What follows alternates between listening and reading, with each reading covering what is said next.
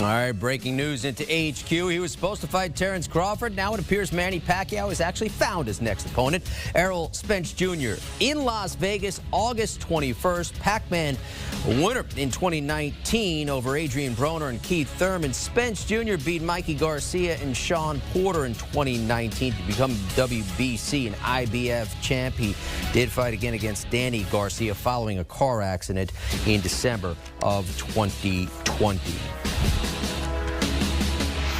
All right, let's bring in co-host of the Morning Combat Podcast, talking about Brian Campbell and Luke Thomas. And BC, after all these years, Manny Pacquiao still doing it at the age of 42. How do you size up this matchup?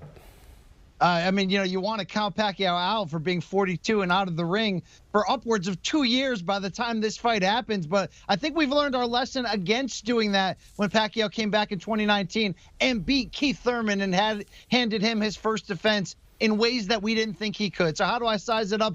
Excitement. Two southpaws, both guys that certainly can rely on speed but also have great power. Obviously, you would like the younger Spence's chances better in his absolute prime, showing you that he really looks like to be a special one, an all-timer, and recovering nicely, as you mentioned, from that scary accident in which he bounced back and beat Danny Garcia handily. I think at the end of the day, this one looks fun. It looks competitive.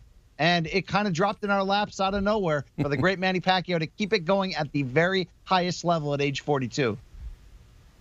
It's unbelievable, right? Because if you watched Mayweather Pacquiao, and if someone told you after that fight that in the year of 2021, halfway through or so, that Manny Pacquiao would be fighting the best welterweights on earth in Errol Spence or whoever, and that Floyd Mayweather would be fighting like MMA fighters and YouTubers, there's no way you'd believe them. But that is the actual reality we have.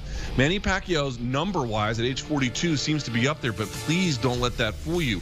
I thought this guy was done after he lost to Jeff Horn. Totally wrong. He is an elite in this division still, despite his advanced age. Very, very fast. Hasn't dropped off a cliff athletically at all. Obviously, the Keith Thurman win was pretty great. You have a guy who can do a lot of different things in Errol Spence versus a little bit more of a, sort of a fast, explosive mover in Manny Pacquiao. Should be an absolute fantastic contest. Did you hear that, Brian? Floyd fighting YouTubers these days, huh? How about that? Say it to his face, Luke, okay? Please. Hey, I intend to. Guys, they say styles make fights, and hopefully we have ourselves a terrific matchup where that's concerned. But we've touched on it. Spence Jr., 11 years the junior of Manny Pacquiao. How do you suppose that might play in this fight with regards to if it goes into the latter rounds? Luke, I'll start with you. Yeah, there's been a couple of fights where we've noticed Manny Pacquiao, who, if you look at like his calves, they're enormous. And that sort of sounds like weird examination, but really it's kind of important. He bounces and moves off of them for all 12 rounds if the fight goes that long. It's actually pretty critical. And there's been times where he's had cramping. There's been times where he couldn't get the lift and explosion, and that has pretty significant implications for his game. Now, I don't want the analysis to come down to whether or not Manny Pacquiao's calves feel good. I don't mean it that way, but I just mean to say at 42, despite the fact that he is very good, how long will that last round over round over round? Is he still the Manny of old through the first 6? Maybe. Is he for the second half of a fight? See, that's where that 11-year difference actually might make an appearance, depending on how things go. Something to watch for sure. Yeah, he's 42. We can't dance around that. But I think what's interesting here is one thing we have to realize and establish. Manny Pacquiao is a freak of nature. Speed is typically the first thing to go. And when aging fighters still hang on, and the fact that he relied on his speed and explosiveness to outpoint Keith Thurman 2 years ago is still mind-blowing. But I think it showed us one thing. We thought he was beginning to look a little washed, as they say, against Jeff Horn a few years back, as Luke mentioned.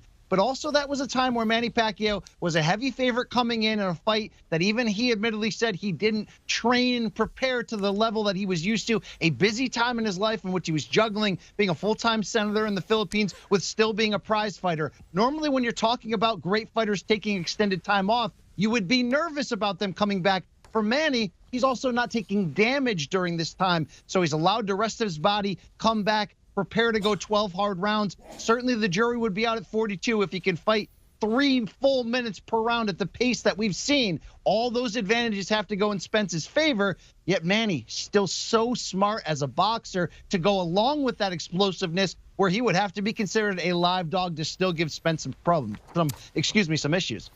Yeah, BC, don't forget the basketball stint that Manny Pacquiao had as well. Here's what the tail of the tape looks like, and you can see 11 years older is Pacquiao, 62-7.